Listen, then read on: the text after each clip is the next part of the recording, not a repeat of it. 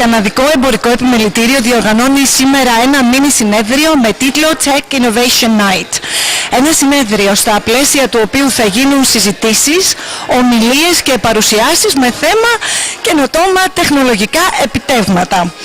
Οι συμμετέχοντες θα έχουν την ευκαιρία να κάνουν πολύτιμες διασυνδέσεις και να ανταλλάξουν απόψεις με κορυφαίους του είδους. Είναι μια ευκαιρία να αναγνωρίσουμε το ελληνικό καινοτόμο πνεύμα, να εμπνευστούμε από αυτό και να δημιουργήσουμε. Μαζί μου η Μαρίνα Δερπάνη, το είπα σωστά. Καλησπέρα. Καλησπέρα. Πες μας δύο λόγια για αυτή τη διοργάνωση. Μετά από καιρό θέλαμε να κάνουμε κάτι διαφορετικό για το Hellenic Canadian Board of Trade. Να ενώσουμε τα παιδιά και που είναι στο Tech Innovation Field. Υπάρχει μεγάλο ταλέντο, ειδικά στην τεχνολογία, και βλέπουμε ότι και στην Ελλάδα αυτό συνεχίζεται. Και το ταλέντο δεν πρέπει να σβήνεται, πρέπει να το βοηθιόμαστε ο ένας με τον άλλον, να βοηθηθούμε και την Ελλάδα να μπορούμε να στηρίξουμε ό,τι χρειαστεί, γιατί σαν Έλληνες είμαστε πάντα έτοιμοι να φτιάχνουμε κάτι. Το ταλέντο είναι μέσα μας και πρέπει μαζί να βοηθηθούμε. Υπάρχουν δηλαδή παιδιά με μεγάλο ταλέντο εδώ στο Τορόντο και θέλουμε να βοηθήσουμε αυτά τα παιδιά να έχουν τις σωστές διασυνδέσεις. Είναι εύφορο το έδαφος, το δέχεται αυτό ο Καναδάς? Ειδικά φέτος έχω ακούσει πολλές φορές στην τηλεόραση ότι το Τορόντο αλλάζει. Η τεχνολογία, το startup φροντίζει το Τορόντο για καινούργιες δουλειές. Και αυτό δείχνει ότι σαν την Αμερική το Τορόντο έχει μέλλον στην τεχνολογία. Και το ταλέντο έχω καλέσει άτομα που έχουν δείξει τις δουλειές τους, που μπορούν να βοηθήσουν και στην Ελλάδα. Ο ένας από αυτούς έχει ήδη ένα app που έχει δώσει δουλειά στην Λάρισα και παιδιά από εκεί τον βοηθάνε να δημιουργήσουν αυτό το app που λέγεται Βλήπο. Πάρα πολύ ωραία. Οπότε υπάρχει εύφορο έδαφος και υπάρχει τρόπος να βοηθήσουμε και παιδιά στην Ελλάδα, όχι μόνο τα παιδιά που είναι στο Τορόντο. Ναι, και γι' αυτό απόψε θέλω να δείξω ότι και στην Αγγλία, που λέγεται μια ομάδα Reload Greece, βοηθάει παιδιά εκεί στην Αγγλία να αρχίσουν αυτό το που φτιάχνουν το startup και να βοηθηθούν ο ένας με τον άλλον για να βγάλουν πέρα τα όνειρά τους που έχουν με την τεχνολογία. Και έτσι νομίζω ότι θα δώσουμε κι εμείς ένα καλό παράδειγμα εδώ στο Τορόντο. Μπορούμε να συνεργαστούμε με Reload Greece ή με το lovegreece.com, που και αυτοί θέλουν να βοηθήσουν παιδιά που έχουν όνειρα να κάνουν κάτι καινούριο με το Tech Innovation.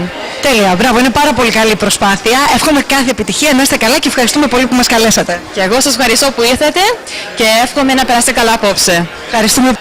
Μαζί μας ο κύριος Περικλής Ανδρίτσος, καθηγητής του Πανεπιστημίου του Τορόντο στο χώρο αυτό, να μας πει δύο λόγια για τη διοργάνωση και τι ακριβώς κάνετε.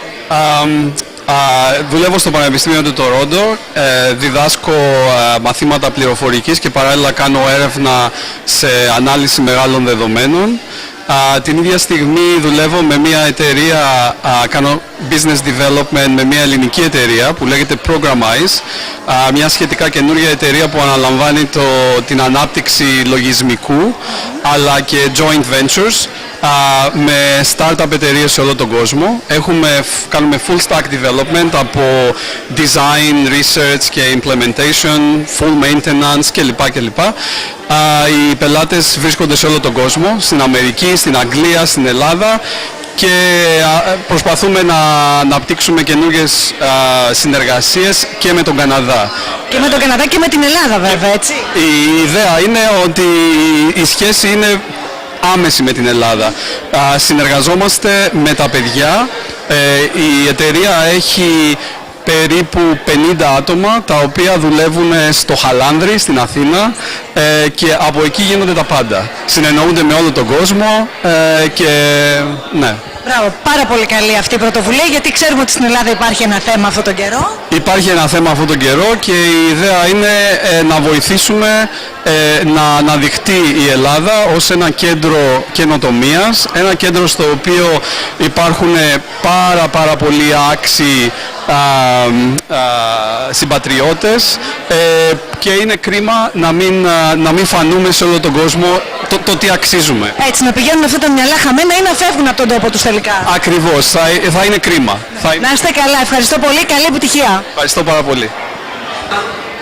Μαζί μας είναι ο Μάθιου Στάικος, ο οποίος έχει φτιάξει μία εφαρμογή για την οποία θα μας μιλήσει αμέσως τώρα. Hello, Matthew. Hello. So tell us a few words about what you've done and what kind of app you have developed. Well, we've actually developed a whole new communication platform. So it's a high-performance communication platform that deeply integrates search and discovery into it. So we make it really easy to find awesome things to do, content that you're interested in, and people to share that content with. You want to tell us the name of the platform? The platform is called Vlipo. It's called? Vlipo, after the Greek word vlepo. Okay, I see. Yeah.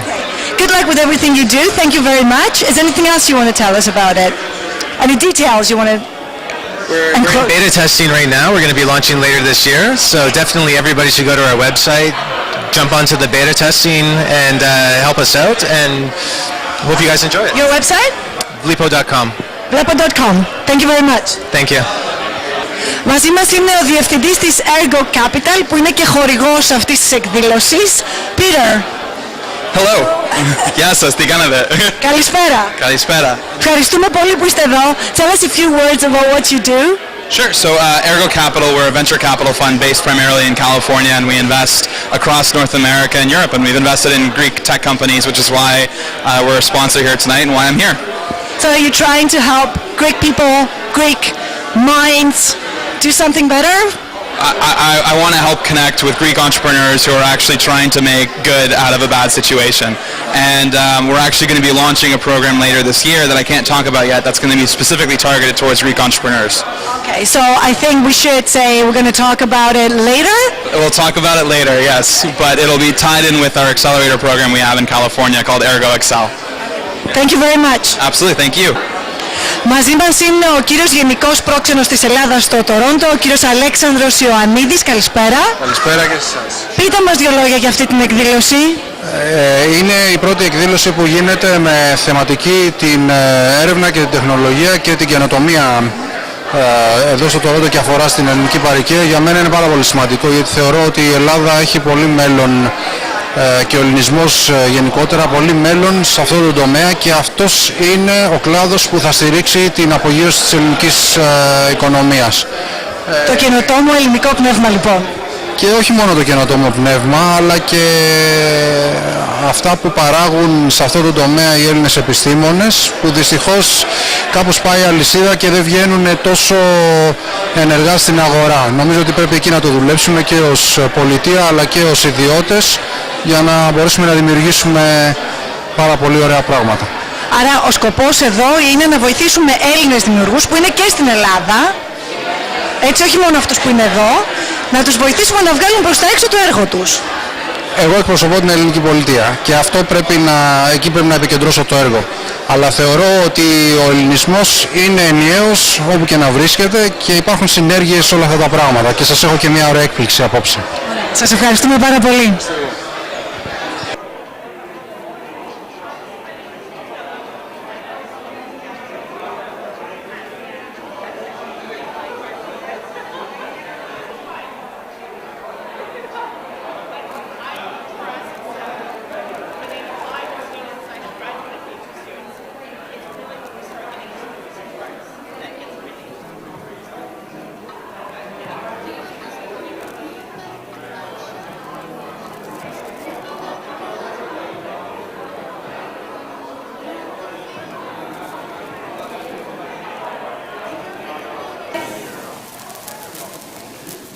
I'm not nervous.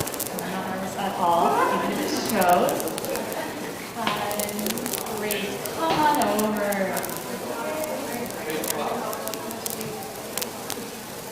Welcome everyone. Καλώς ήρθατε.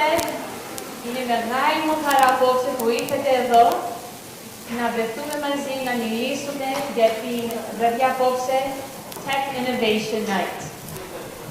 I'm going to use a little bit of my notes. I know teachers always tell their students, don't read off your paper, but I'm going to cheat. So just don't tell my students, okay? Again, thank you for everyone. I'd like to welcome you all to what I hope will be one of the many Greek tech innovation events here in our great city, Toronto. And I'm sure you've heard in the news lately, Toronto is booming in tech innovation. Toronto startups, Toronto tech innovation events, the Mars building. There's so much talent, and there's talent even among us Greek Canadians. I'd like to introduce myself. For those of you who don't know me, my name is Marina Derpanis. I am one of the directors on the Hellenic Canadian Board of Trade, and it's my honor to be the master of ceremony tonight for this evening. And as I mentioned before, I am a high school teacher. I look around this room, beautiful faces, faces full of energy, full of ideas. I am pleased to see so much excitement and enthusiasm as we are all ready to take part in this conversation on Greek tech innovation. The purpose of this event is to bring together professionals on a grassroots level to promote and recognize tech innovation and startups developed by Greek Canadians, to celebrate Greek innovation in Toronto and enable participants to have the opportunity to meet each other, exchange expertise, and potentially foster new partnerships, networks, and to further strengthen the initiative of Greek Canadian tech innovation. As we know, Greeks were born to innovate, and innovate we will. Before we continue on with tonight's presentation and networking, I would like to say a big thank you to our sponsors, Queen Street Capital, Lee Polydor, Ergo Capital, Peter Polydor, for making this event happen tonight. Additionally, I would like to first also thank the Greek Consulate, Alexandros Ioannidis, for coming here tonight. He's going to share something with us on his ideas for innovation with Greece. I'd also like to give a big thank you to the Kolonaki Group, Steve Kriari. And for starters, we tried out the Dakos. That's from Agora by Mamakas Panos Triti. Beautiful food selection, more coming your way. Again, I'd also like to thank Elas News for being here and Net TV for helping us out and spreading the word what's happening among the Greek Canadians. Thank you all for coming here tonight. I hope we can keep on innovating, celebrating, and inspiring, just like as you've been seeing on my presentation. I'm going to ask now to have a few words by our president, Michael Gekas, from the Hellenic Canadian Board of Trade. Thank you. Everyone, welcome. I'd like to welcome you to the ECBT Tech Innovation Night. My name is Michael Gekas. By day, I'm the Senior Director for Clinical Operational Performance at the Sinai Health System, but by night, I'm the President of the Hellenic Canadian Board of Trade. The Hellenic Canadian Board of Trade is a not-for-profit, volunteer-run organization. Our mandate is to create networking opportunities for our members through events such as this one tonight, in order to foster their professional and social development. We hold several networking events, we run a mentorship program, and we hold special events like the Flavors of Greece, which promotes Greek wine and food. Our flagship event is our annual Business Awards, where we celebrate the successes of remarkable Greek Canadians, entrepreneurs, and professionals who have made the most of their opportunities, who have fostered innovation, and have used their inspirations to propel their businesses and their brands forward. Recent award winners include Mr. Alex Anthopoulos, the Vice President of Baseball Operations of the Los Angeles Dodgers, Mr. John Poulos, President and CEO of Dominion Voting, and if anyone watched the conservative leadership race a few weeks ago, they used Dominion Voting technology to make that happen. Mr. Michael Serbinis, the founder and CEO of League Inc., he was formerly the CEO and founder of Kobo, and Mr. Georgios, of course, the CEO and founder of Mr. Greek. Working collaboratively with the Consul General, Alexandros Ioannidis, and the Trade Commissioner, Alexandra Christodoulea, who's also here tonight, thank you for coming, we're always looking to find new ways to become a catalyst of commerce between Greece and Canada. We continue to strengthen our relationship with the Hellenic Canadian Chamber of Commerce in Greece, and last year we sent a trade delegation to the Go in Athens Expo in Greece in association with Eurobank and the Pan-Hellenic Exporters Association.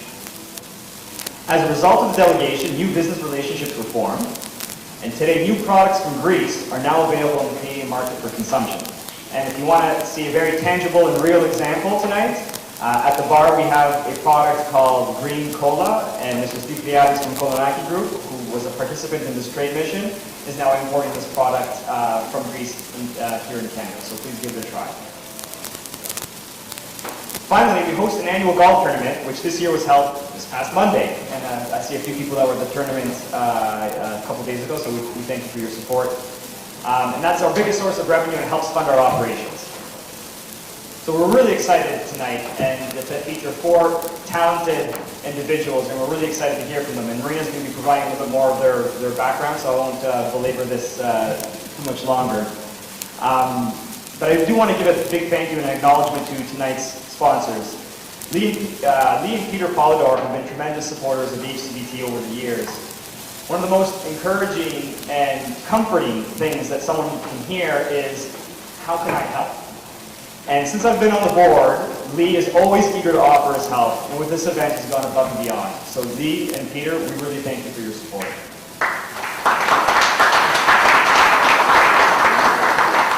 So thank you to Queen Street Partners and Ergo Capital, and of course I'd like to acknowledge Thanos Tripi from Agora and Steve Kriadis from Kolonaki Group.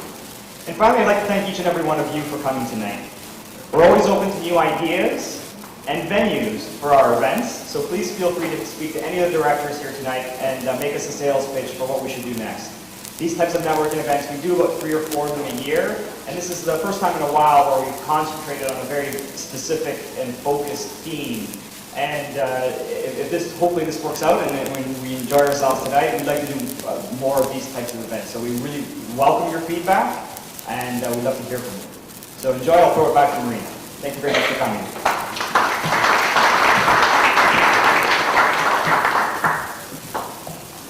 Introduce first of all my first speaker, Thanasi Karavotsitis, and our second speaker will be Sergios Anastasiadis. How it works is they'll be coming up here, they'll be telling you their story, and after the 2 speakers, we'll be opening the floor for networking and talking to each other, and I'll give you instructions for that. If you have any questions, we'll wait until the networking time. So, let me introduce Thanasi. Thanasi began programming at the age of 14 while in high school, and started his first company while attending university at the age of 19. Throughout his university life, he started and worked on several startups.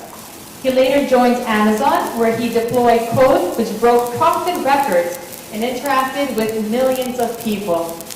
Just last year, Thanasi graduated from the University of Toronto with a bachelor's degree in computer science. Continuing on his tech journey, he recently co-founded Authenticity, a startup creating the next generation of supply chains, as a Chief Technology Officer. As some of you may know, Authenticity is currently part of the Alchemist Startup Accelerator, which is located in San Francisco and is ranked among the top accelerators in the world. Ladies and gentlemen, please welcome Thanasi Karavotsitis. That's good. I'm surprised that a Greek almost butchered my last name. But I thought I'd be able to get it.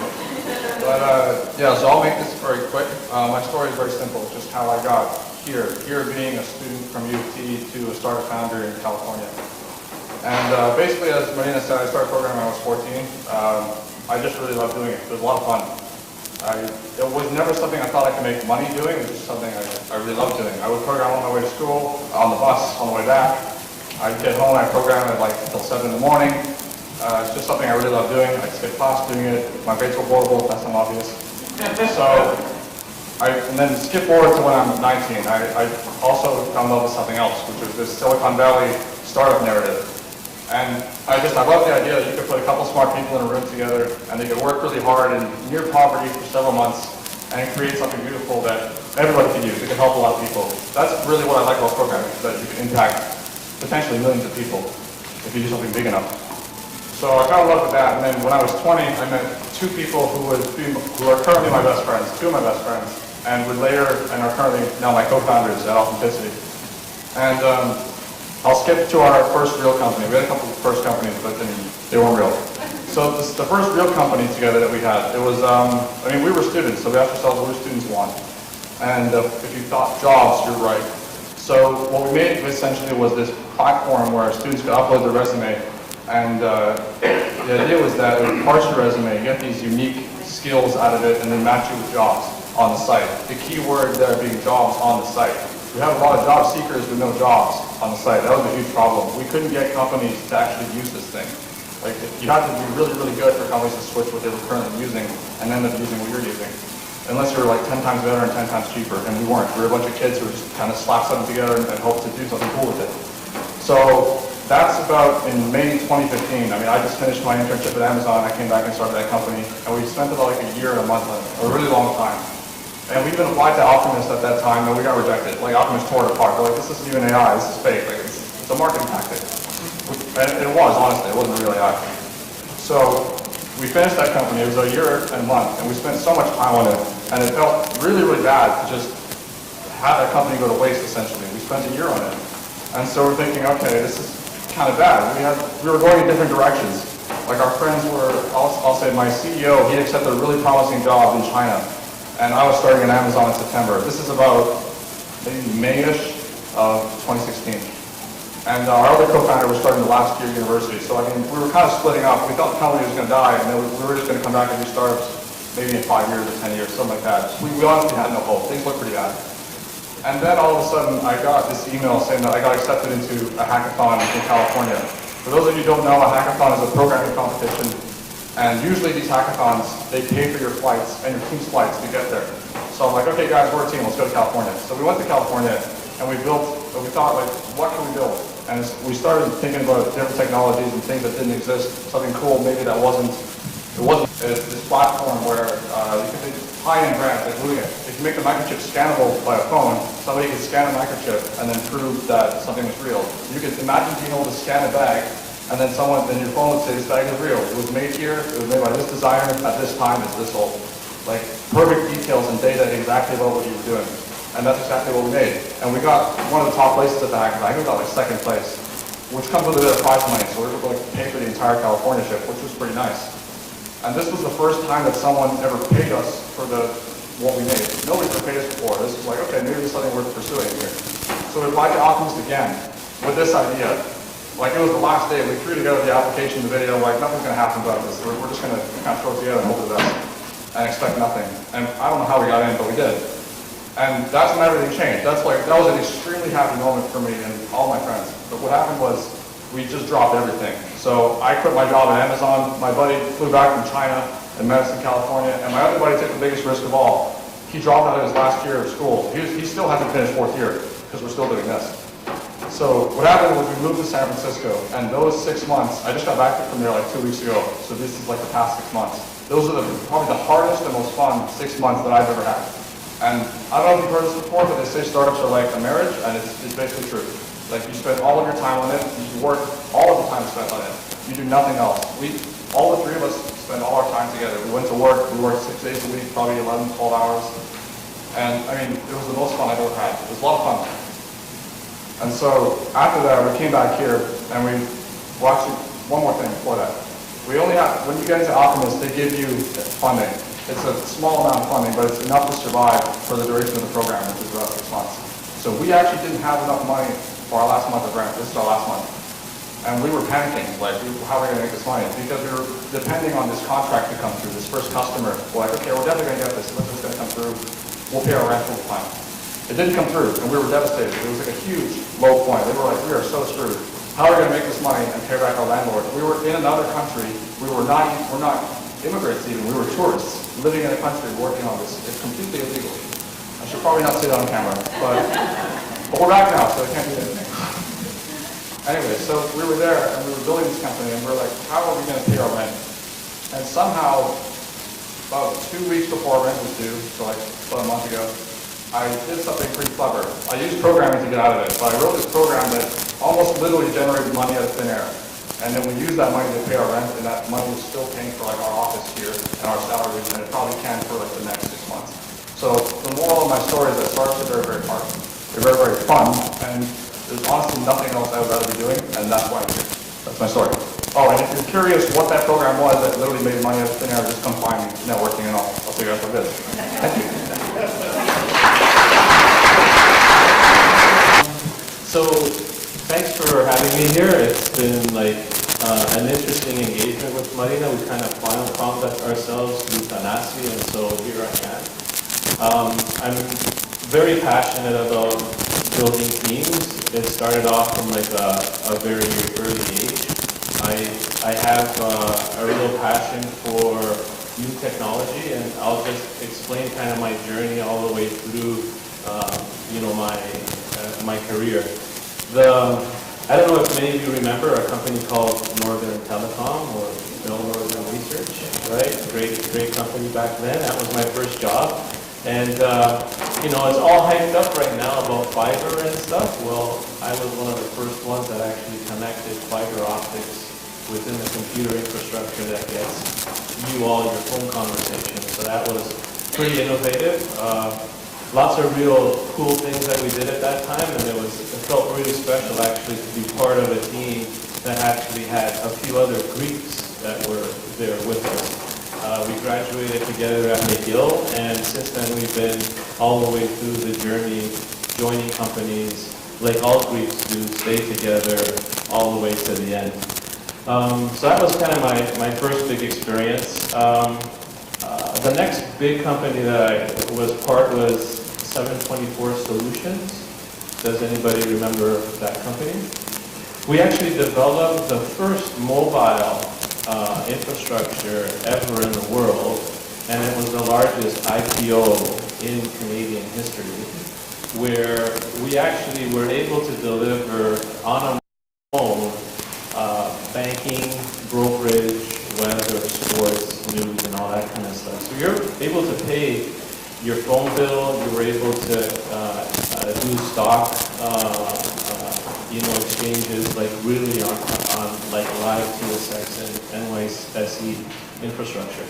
So that was like really cool, and that was the first time I actually saw mobile, with the flip phones actually making a huge impact in people's day-to-day lives.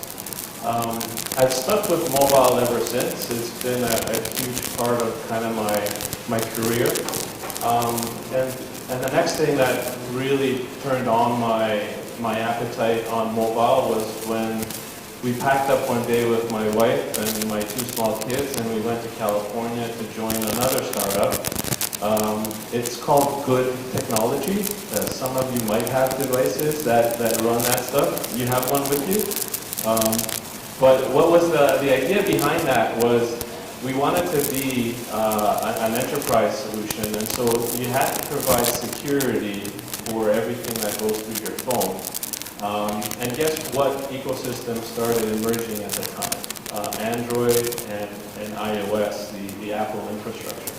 And so we had to really go hard on building on non-Android and iOS devices an infrastructure to do your email, your documents, and all the interactions you have with your enterprise. I'll never forget the time where we were so much under the gun, we basically broke down the walls of our company, created two big rooms. One was the iOS room, one was the Android room. And within 3 weeks, we actually developed from scratch the entire infrastructure we need to release the product out the door.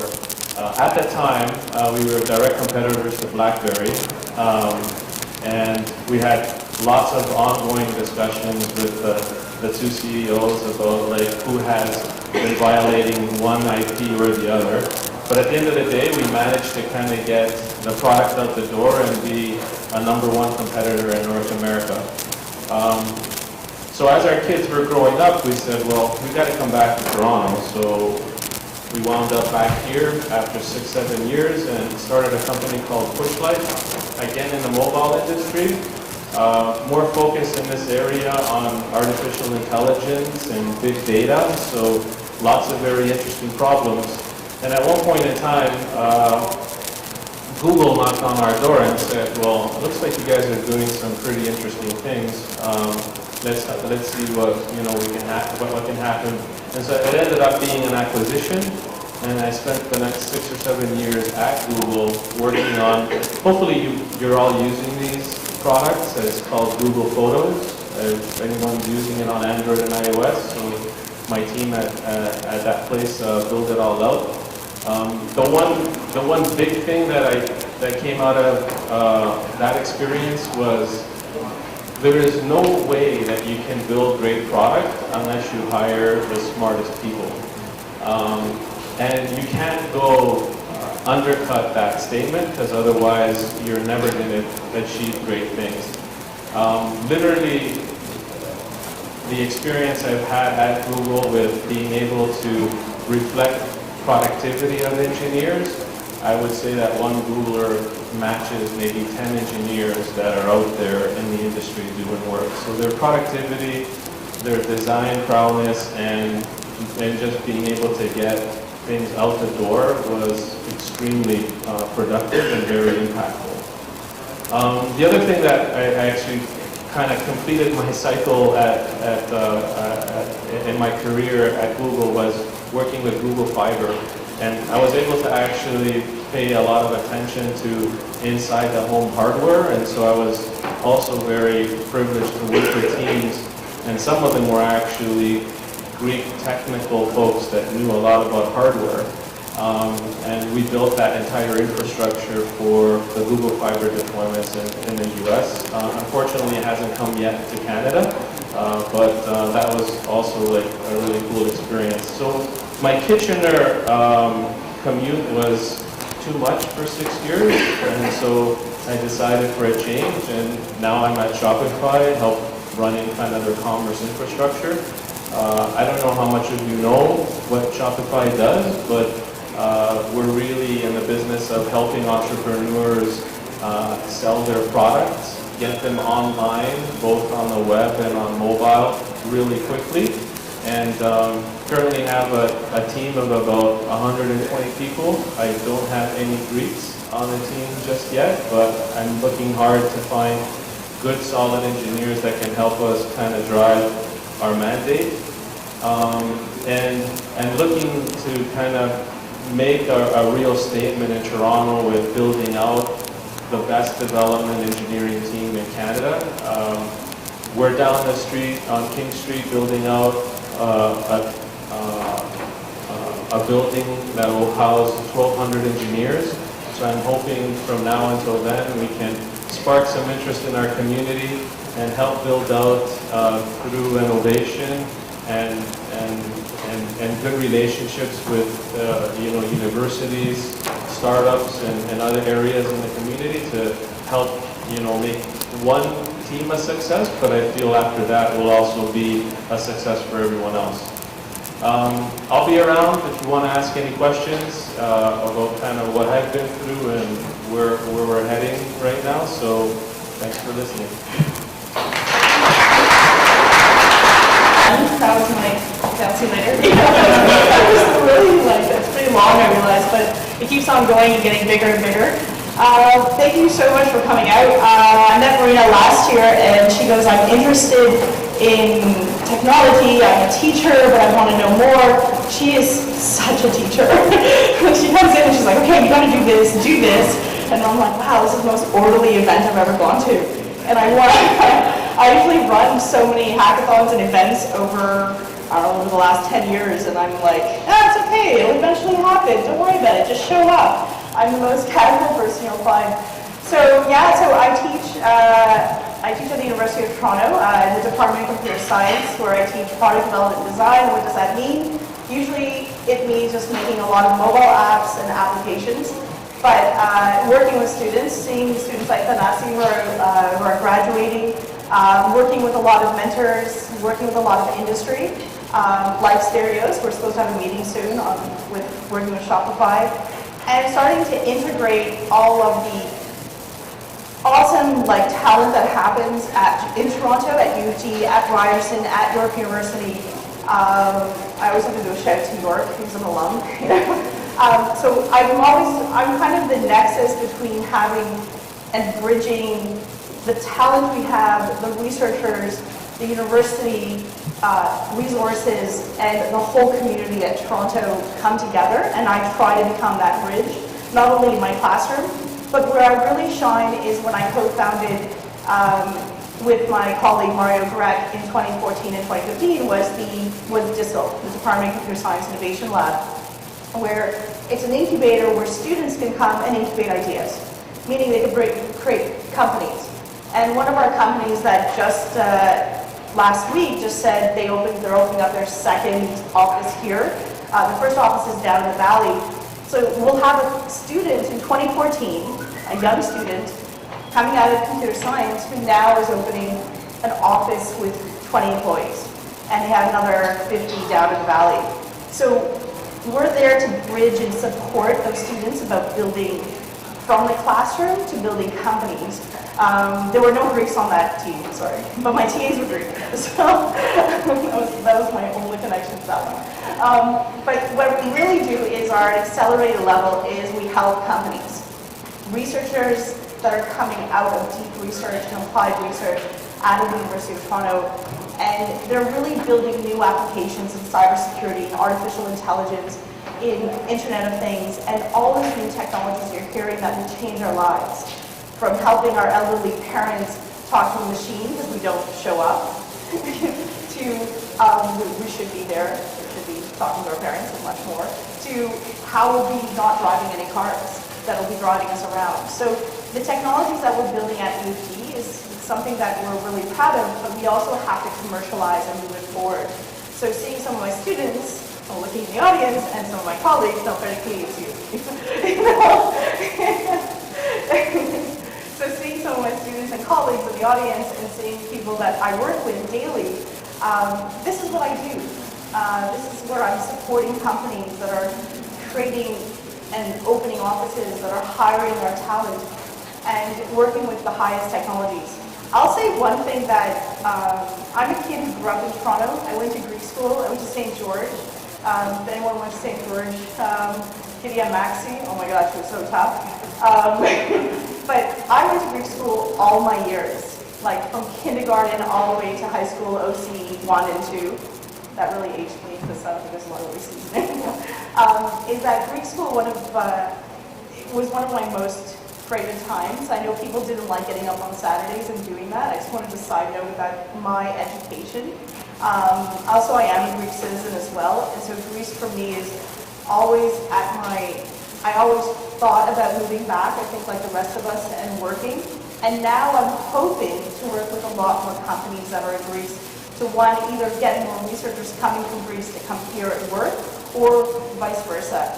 And I'm always thinking about how my work at the university, my work in my lab, can really showcase the education I've had, but also showcase that there's talent that we can work with. That there is companies we can work with back in Greece and also here. So I think for me it was not only coming up and telling you what I do.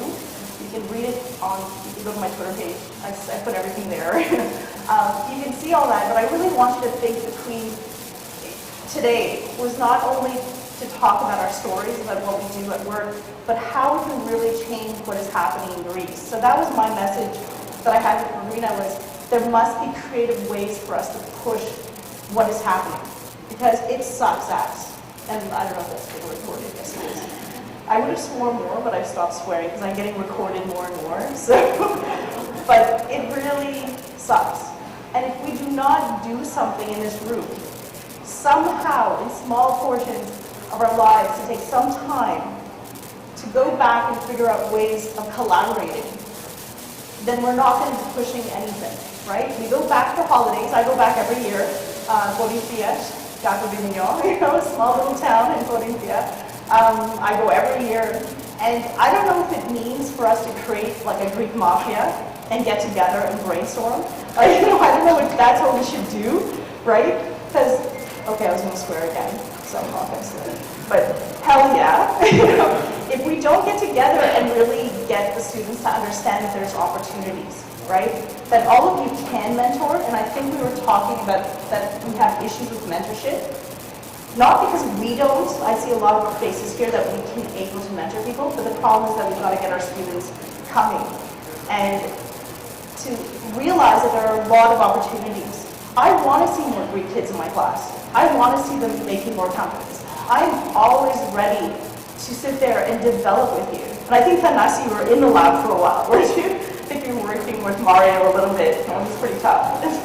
But I'm always open to open up my door if anyone knocks on my door. There was a young woman, she's from the same village as me, and she found me somehow, and she goes, I'm doing math, right? And she goes, my grades are pretty low. I think she had an 89. Like, I was like, oh my God, that's not low. Like, and she knocks on my door, she's from Greece, and she goes, I want to live here, but I want to create a business, and I don't know how to do it. And I wish I had more students who come and tell me that, who are from Greece, who want to stay here and want to work, right? Who want to create prosperity.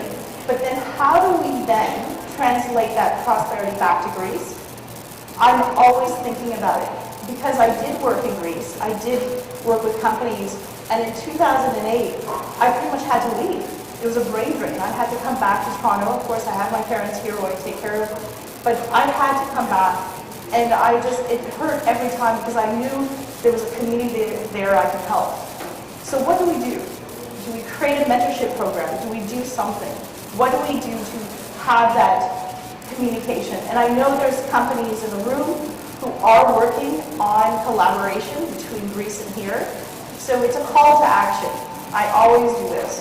I don't leave a room until we have to do something. So I'm always open to open up my lab. We also have the burrows we can use. We can have a hackathon. We can do something where we work together to start saying, do we have scholarships that bring them here? Or do we then have scholarships that go back? How do we start working to go back and forth? So we can say, no, we're not just going to give up. We're just not going to sit there and say, sure, it's okay. It's just a Greek problem, because that's what always happens. That's how the government is. And if we continuously have those memes and we keep on talking like that, nothing's going to happen. So I'm always about action. I would never be at this point in my life if I just didn't stand up and just do it. So for me, today is a call to action. If anyone wants to put an event together, I know Marina's all up to it.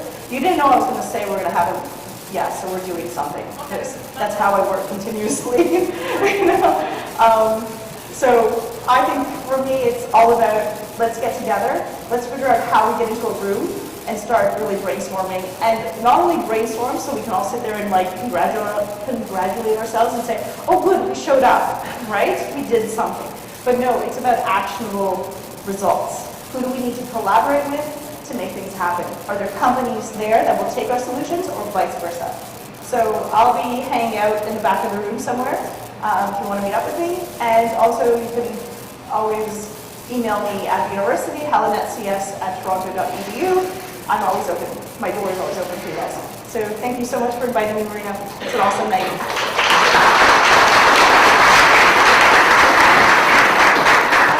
Thank you very much, Helen. And our final speaker for tonight, however, after Matthew, I've got one more special presentation, so hold on tight. Our next speaker, his name is Matthew Staikos. While undertaking his studies at the University of Toronto in the School of Mechanical and Computer Engineering, Matthew founded the Toronto-based Torch Mobile with his brother in 2003 with subsidiaries in Beijing. 6 years later, Torch Mobile was bought out by the legendary BlackBerry's manufacturing company, Research in Motion. With his hard work, Matthew successfully climbed up to upper management status and became the Technical Director of Web Technologies at RIM, with challenging duties varying from WebKit-based browser software development to embedded web technologies designed for BlackBerry devices. His latest project is the app Vlipo, a technology startup that is changing the way people connect to do things they love. This app aims to create a unique user experience and uses sophisticated server technologies that intend to improve the lives of people all over the world. Please welcome CEO of Vlipo, Matthew Staikos.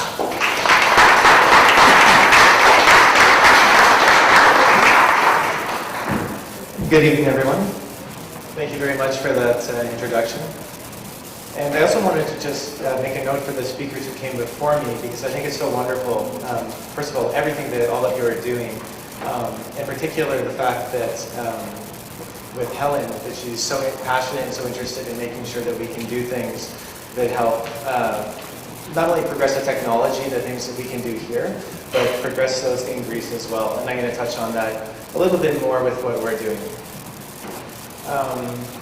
So just to touch a little bit about my background, I really preferred more to focus on Blipo. I'm really not the hugest self-promoter.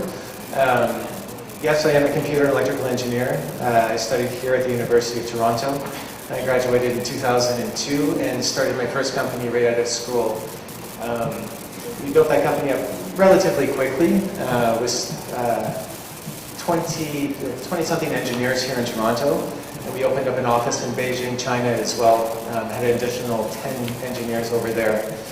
And we were really setting out to do something completely different than we ended up doing in the end. And that's typically how entrepreneurship actually works. You start out with a magnificent idea, you build something that's really cool, you realize that it's not quite right, you change it, and then you end up making something, hopefully, that is really successful. And that's what happened with us. We had built up a very intelligent team of engineers who specialized in building web technologies. And that technology, as Marina mentioned, was called WebKit.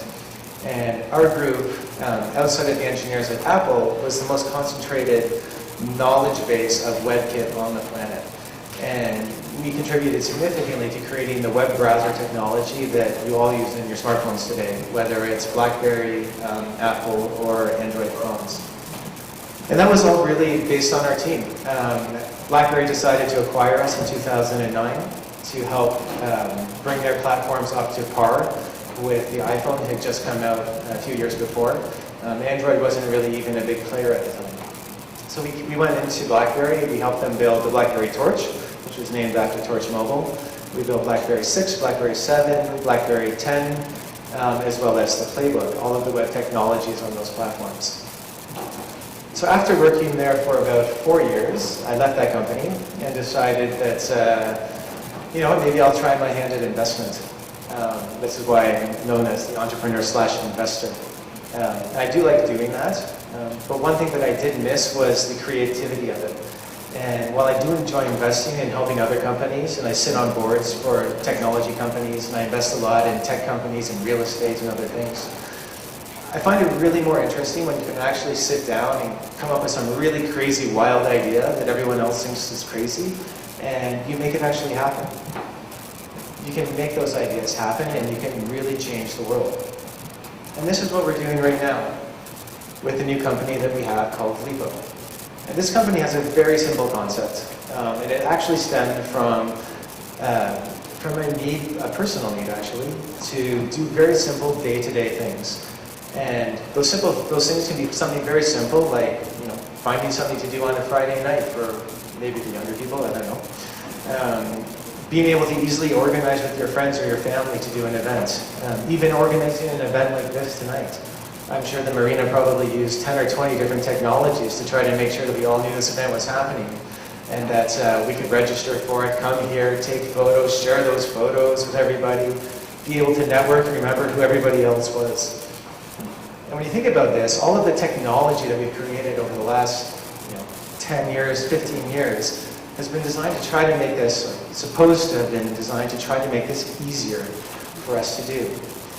And I think in some cases it has done that, but I think there's still a big gap between what exists right now, whether it's Facebook or Instagram or Snapchat or any of these types of things, and what their intended uses were and what people actually use them for now. And what we're trying to do is fill that gap. And we've created a platform that's called Blipo. And yes, it is after the Greek word blepo. And that's not by coincidence. I'll get to that. The point of Blipo is to redefine the way that we look at communication and search. So we're setting our bar really high. We're going out directly against the biggest companies in the tech space, the Googles, the Facebooks, the Instagrams, the Snapchats. And we're going to create a product, and we have actually created a product that's about to launch, that takes the concepts that those companies have created over the years, rethinks it, simplifies it, and makes it really easy for anybody to be able to find things to do based on their interests, their intents, find people to do those things with, share that content with the people that are important to you, and all the while making sure that we maintain your privacy, maintain your security, we don't sell your information. Those types of things that I think the other companies have really gone a little bit away from because they've been trying to monetize. Now this is really important. So this is all great, but I think what really brings us together here tonight is also the link between the technology that we're building and being Greek. So I mentioned that the name of this company is Blepo, and that isn't a coincidence. It does come from the word blepo, which we all know means to see. And we're taking a little bit of a play on that when we say blepo, because we are a company that's focused on search. So blepo is search, to see, to discover. I think it kind of works.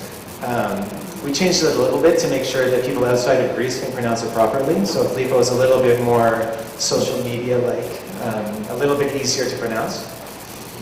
But the company is called Blepo. And the company is actually based in Canada as a company, but 100% of our development effort is done in Greece. It didn't have to be done there. We could have done this anywhere in the world, but we decided to do it in Greece because we wanted to do something special for Greece and to try to help show that the talent in Greece is capable of producing something at a global scale. So where did we choose to do this?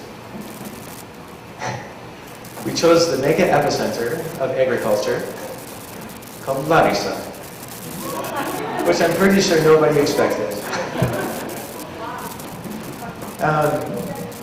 But you know what, it's actually worked out very well. I'm not going to lie, somewhat happened a little bit by luck, but we also decided we wanted to continue growing there. So the first engineer that we found to help us out was a colleague that we knew when I worked back at BlackBerry. And he had done a lot of game development and other types of development for BlackBerry, for iPhone, and for Android devices, and he just happens to be from Larissa. So we went over to Larissa and to meet with the guy to say, this is what we're looking to do, what should we do about it? Now, he's also a professor at one of the universities in Larissa, or just outside of Larissa, to say the truth, in computer science. And when we went over there, he was telling us a story of how there's so much talent in Greece. The people are highly educated. They go to school. Almost everybody I know there has at least a master's degree, if not a PhD. Kind of strange for me, actually, because I don't even have either of those. I just have a bachelor's degree. But they're extremely highly educated. The problem that they have is that they didn't have the opportunities or the support or the perception of the opportunities that they could achieve these types of things and be a part of these types of companies. And this is something that we said, okay, maybe there's an opportunity here where we can actually focus, instead of just hiring one or two guys that we know in Greece, why don't we set up an office and start hiring as much talent as we can? And that's what we did. We went in, we invested quite a lot of money actually, building out an office space, setting up the infrastructure in Greece so that we can hire people efficiently, pay people efficiently, grow the office space. And now to date we've hired, I think we're just hiring our 11th individual over there, which is a combination of engineers, so Android developers, server developers, iOS developers, data scientists, as well as designers. We're hiring designers as well. We take, and we're hiring people of all different ages. Some are very junior guys. These are guys that we know are just out of school. We want to give them the opportunity to work on something that's really unique, something that's different, that has global scale. And they're happy to have that opportunity. We're happy to have them. And they produce. They actually work really hard because they don't have those opportunities if they go anywhere else in Greece. It's kind of funny. We had an interview done with us about a month ago. We were on Sky. There's a program they have called Historias. And on that program, they have once in a while a very special spotlight on technology companies. And last month, the 3 companies chosen were Workable, which is a recruiting site in Greece that has now got a lot of international scale. TaxiBeat, which is a company that just sold to Daimler recently for, I think it was 43 million euros, around there. And they picked Blepo. And they call me the crazy Greek from Canada. Because everybody else is leaving Greece. The talent is leaving Greece. The money is flowing out of Greece. And apparently I'm the crazy Greek who's going to Greece and investing money into Greece to try to do something different there. I was just speaking a few moments ago about some of the problems that we've run into. Surprisingly, it's not all bad. Contrary to popular perception outside of Greece and what the news shows us, it's actually not all bad. When we were setting up our company there, it wasn't as difficult as people had led me to believe it would be. We heard lots of horror stories before we started that. But I think maybe it's part of our background here as well. We went in and we got the right advisors, we got a great legal team, we got a great accounting team, a great set of consultants that helped us set up, work around some of the government bureaucracy that does exist in Greece, and we actually got the company set up, in my opinion, relatively easily. Okay, not compared to Canadian standards, but compared to what you might expect, it really wasn't that difficult to do. And now things run very smoothly over there. But one of the problems that we are seeing that I think we really need to figure out, this goes back to what Helen was saying, I lost her, I don't know where she is. An issue, they don't really affect me all that much. But they are affecting my employees. And that's a problem because we're trying to do whatever it is that we can do to give them great employment, give them great opportunities, and give them great prospects for the future. And it's kind of disheartening because we actually pay them very well. Especially compared to the normal in Greece. We pay them very well because they're very educated and we believe that's what they deserve. We don't pay them on Greek standards, we pay them on standards for an engineer. If they're a great engineer, we pay them well. The problem is that they're having a very difficult time in general right now with the restrictions and the regulations and the taxes put down to them by the Greek government. So when you're working for all of this money and the government takes all of your money, well, what do? Well, you leave. Because it just doesn't make sense anymore, right? Why are you working all week long? Even though you're making money, you take none of that home. These are the types of problems that we really need to address, and we need to. And how amazing would it be if the next Facebook, the next Google, the next Snapchat is a company that came out of Larissa in Greece? That would be something really special. But I'll be around, and I'm happy to talk to any of you. So thank you very much.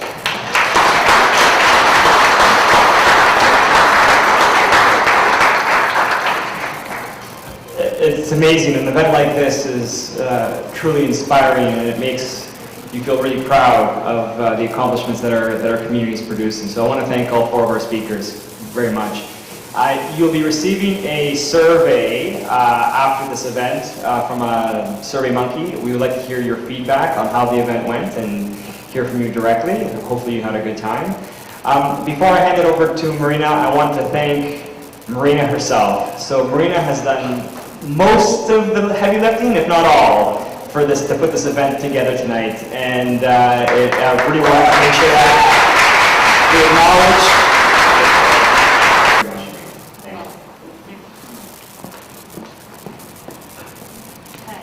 Thank you so much. Again, Mauricio Nevis, he wants to share his ideas where he can help the Toronto talent meet up with Greece. Alexander. Thank you, Mary.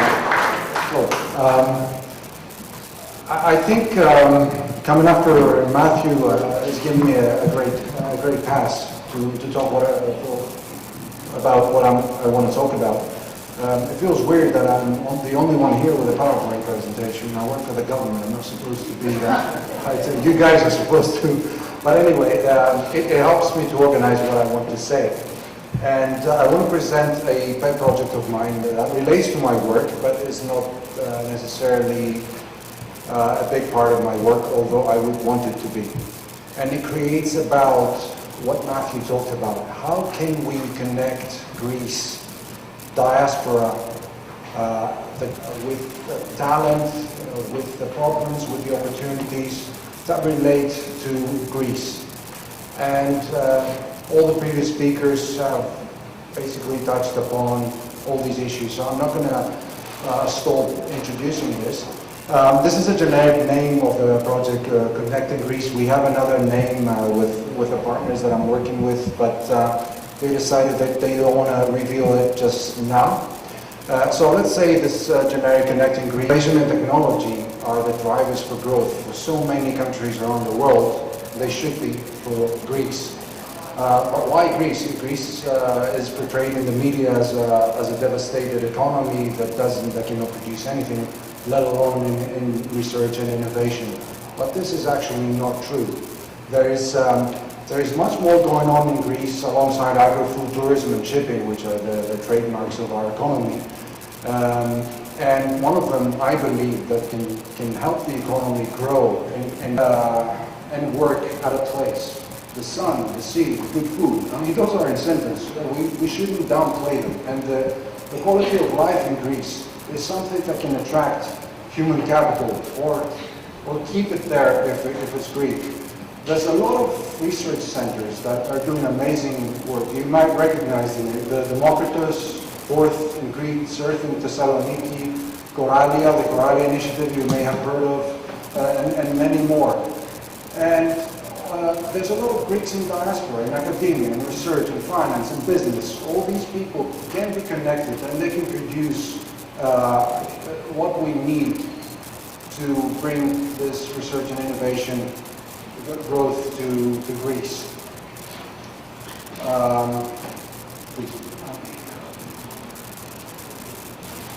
So the rationale is basically what the previous speakers talked about. And the consulate of Greece, what we want to do in collaboration with private stakeholders and the Ontario government and of course academia in Ontario is to create a landing pad for Greek entrepreneurs, thought leaders, startup entrepreneurs to come and present their ideas, their creations in the market here, network with their peers, maybe see what's out there and feel comfortable enough to do it within the context of the consulate. Because believe it or not, these young guys, they won't travel by themselves to go in a foreign place and just start selling their application or their research to people they don't know. As a brand, the Greek consulate can provide this psychological security that they want to feel. And also we can provide logistical support.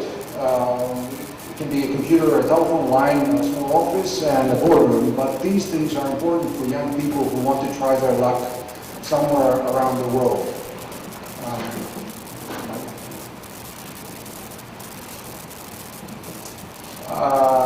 We can skip that, as I said that. And these are the program goals. Strengthen Greece's profile as a nation of quality research and innovation. Build on what's there and make it stronger. And as a mafia town said, we can all do that. And we can, as a mafia, we can help push the governments, the elected governments, to work and resolve these problems that are out there.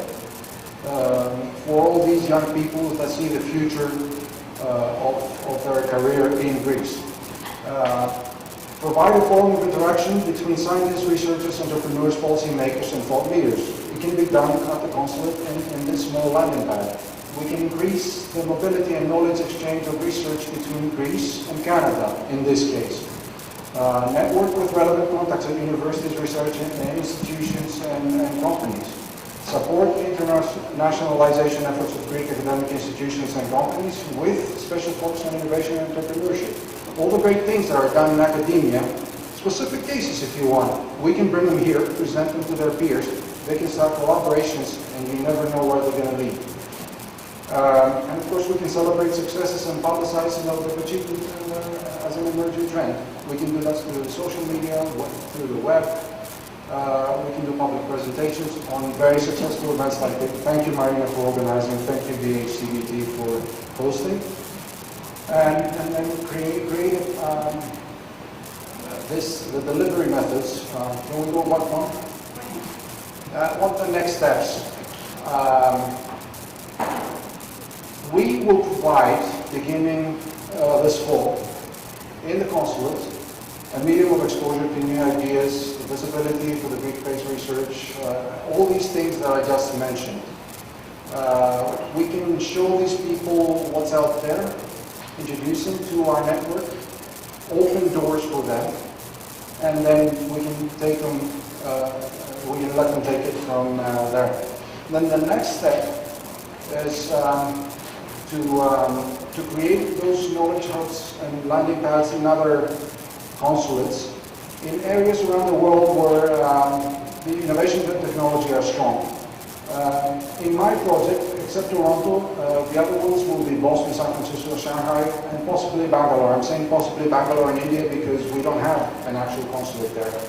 And it will be hard to convince the headquarters to just start something just because of this. But we'll see. There's places around the world where if this example is implemented and works in Toronto, we can apply it in another consulate and see how it goes. Of course, we need to look for an institutional framework. And in the beginning, I was overwhelmed about the idea that we might have to start something from scratch. And then discussing with our trade commissioner and other friends and colleagues, we decided that the institutional framework that we have as a Ministry for Foreign Affairs with the Trade Commission offices around the world and the network of embassies and consulates, it allows us to rebrand what's going on there and host something like this, at least in the beginning, in these rudimentary steps, and then we can see. If it's successful, we can see if we can implement something more specific institutional. And then another step in phase 2 will be to create a Greek-Canadian Innovation Council, call it the GCIC, in collaboration with the Government of Ontario, and possibly through the signing of a specific MOU to describe what our common goals are. All these things are not just ideas of mine. I've discussed this and brainstormed this with people in academia and the private sector and the entire government. They're all very excited, and we've worked very hard to anticipate what the problems might be and to structure it in a way that's going to affect only positive, not negatively, whatever else is going on here in Toronto and in Greece. I think there's one more. I think that's the target audience is obvious. And potential partners. And I want to point out that HCBT was right at the end, but it should be the first one. I'm hoping to be able to work with the HCBT on this idea, because it seems strangely enough to be picking up speed, and as I said, we're going to be hopefully ready to implement starting this autumn in the consulate. Our contacts are there. You can find us on the web. You can find us on the social media. Please reach out if you want to get involved, and we can discuss it further. Thanks very much for allowing me the time to present this. The Greek consulate is planning to do with tech innovation. Before we end, there's a little bit something else I would like to share with you, because I've been doing my own research and I want to see what's happening in Greece. And I'm calling it Tech Innovation in Greece, and as you saw before, it's really the future of tech world in Greece. So let's see. Have you guys heard of Reload Greece? No. Yes? One person. 3, right here. 3, good. Reload Greece, from the UK.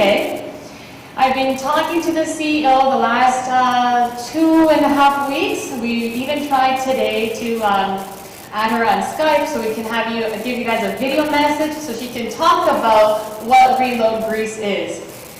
She shared with me 2 videos. They are going to be shown to you in a second.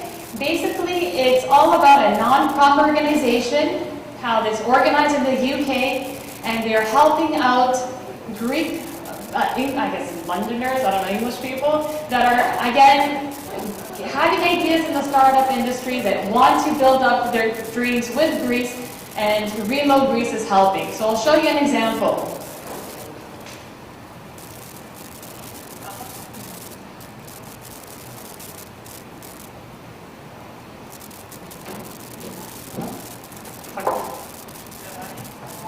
Minutes, just working on the potential application and feasibility of it as a business, which to me was eye-opening. It was great.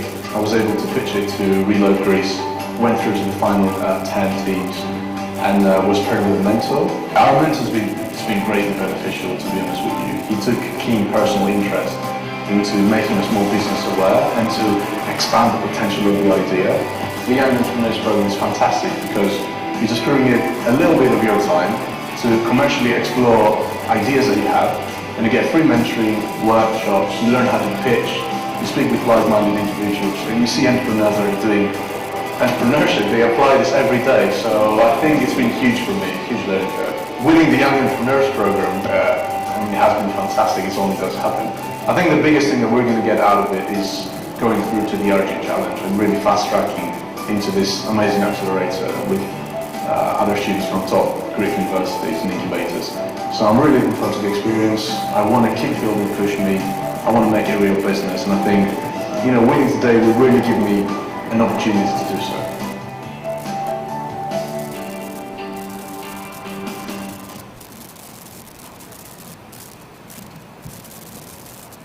A UK-based study process in Greece in an effort to help create jobs there and boost the local economy. Yeah, it makes high-tech covers for things like laptops and tablets, and they're made from carbon fibre.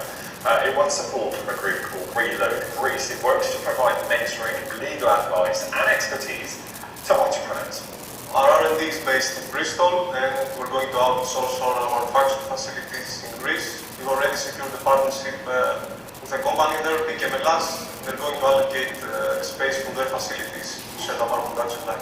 And essentially it's carbon fibre casing for...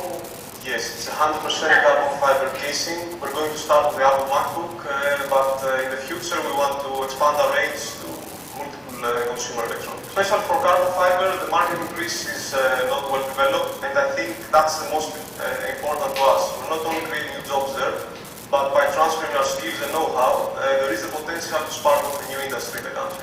This endeavour wouldn't have been possible without Reload Greece. So the main purpose of Reload Greece is to set up UK-based companies, but which would have a social or economic impact to Greece. And because they've come across with similar situations in the past, they had all the experience to help us set up our business. We wanted to do something that's really linked to our expertise. We love materials innovation, we love carbon fibre. We're doing a lot for our day job. And we have many ideas, but nothing with structure. We came up with this idea of creating a laptop case. We went around, we tested it, we tried to make it, we realised we could. We went to look online, we did some market research, we found that there was really an opportunity to sell it. But the problem we faced was starting off is, we really didn't know what the first step to take was. We didn't know how we would go out and sell this, or what things we needed to put in place to be able to do that. We pitched and they select the two best ideas to go to the next phase. And we're very fortunate that we were selected. And after that, we were given a one-to-one mentorship. Our first mentor was Tomas Mantolau. Looking back now, we can see that he was very patient with us because we didn't know nothing about entrepreneurship. We had all the technical skills about carbon fibre, but we hadn't started any mentorship before. So he took us through the baby steps. What is the business model canvas? How do you define your value proposition? Reload have brought some people to give us some training on how to pitch. And at the end of the event, we gathered in a room with many mentors. They gave us lots of feedback on our idea, how we can improve it, how we can pitch better. And that's how we refined our pitch. And then went to the final event, which was the Dragon's Den. And we had to pitch in front of investors. We were really fortunate that we won that event. Our dream is moving forward, not just to start off with laptop cases and phone cases and things like that, but really to grow our company to something where we're recognised as being a world leader in composite materials, so being an innovator effectively, finding new application areas and new uses for these materials, and hopefully being recognised as somebody with high quality manufacturing and really great uses for what we're doing. Starting off entrepreneurships or in the tech innovation world with startups. Again, they are based in the UK, but the CEO, Effie, she said to me that she would like for you guys to know about Reload Greece so that way we can talk to her and we can foster new collaboration synergies, she said. That way we can connect Reload Greece with us here in Canada. So we might feel we're very far from the UK, but we're not. They are ready for us. They want us to connect with them and bring Reload Greece here as well. The next one I have for you is lovegreece.com. Have you heard of lovegreece.com? Show of hands? No? See? There's so much talent again being hidden, and you guys need to know about this. So let's show them what Love Greece is.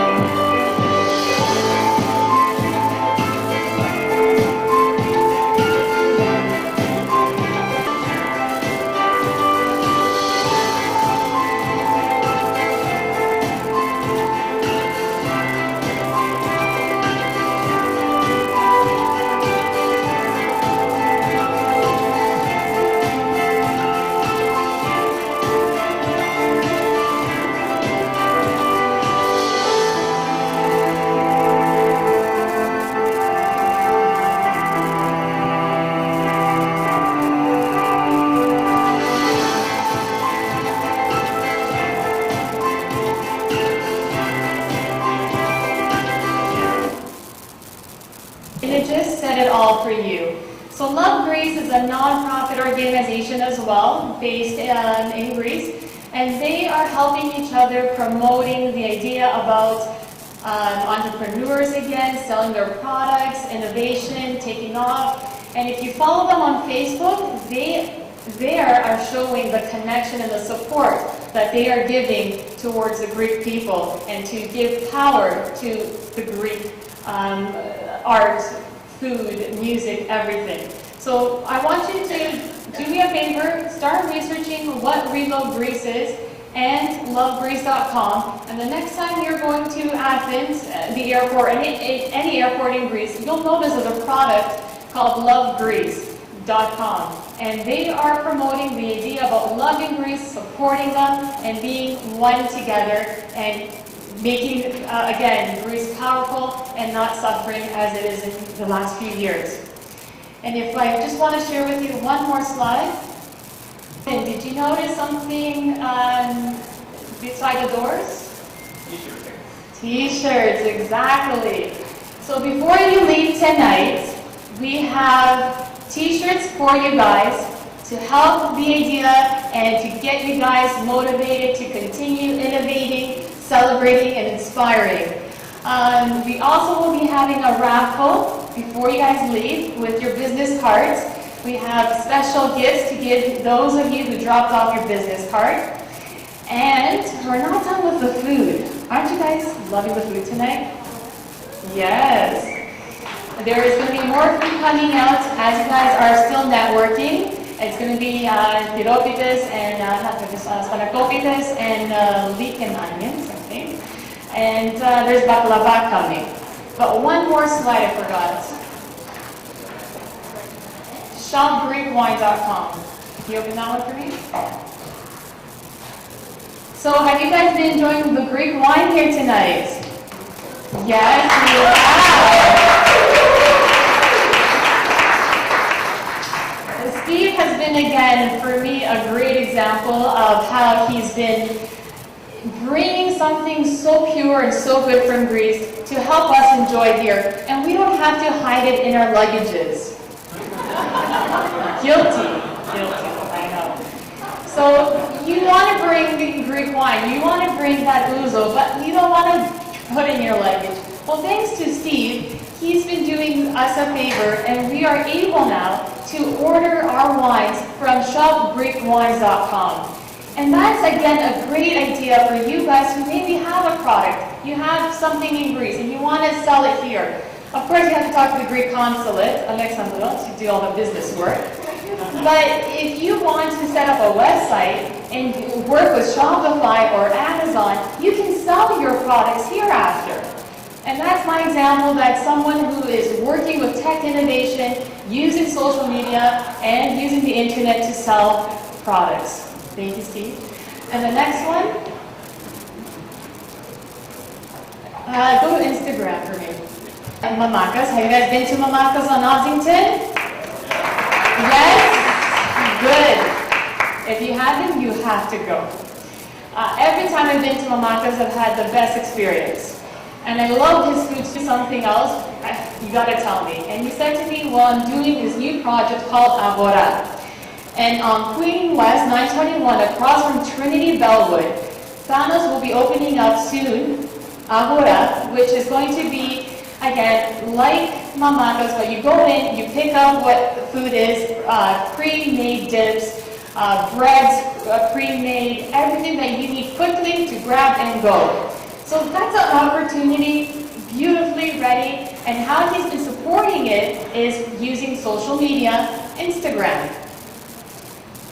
Continue to keep the conversation going amongst yourselves on Greek tech innovation. I hope you guys had a great night. We need to recognize Greek talent and create opportunities for networking and fostering new synergies. Together we are united, and there's no telling what we Greeks are capable of doing. Remember that. Thank you very much for coming. Thank you to the girls. Andrea has been amazing. Thank you for everything you've been doing. Thank you to all of the sponsors, Queensbury Partners. Thank you to Ergo Capital, Shop Greek Wines, Steve Triari, for Kolonaki, Agora, Last News, Next TV. Queensbury Partners, I mentioned. If I forgot anyone, my apologies. My speakers for coming here. It's been a big support having you here tonight, and I thank you so much for doing this. I love for you. I'm happy you guys were able to come tonight. It's been an honor having you here. I'm hoping that you guys can take away something positive from this and keep the Greek tech innovation conversation growing. Thank you, and the food's coming, so keep networking. Let's go.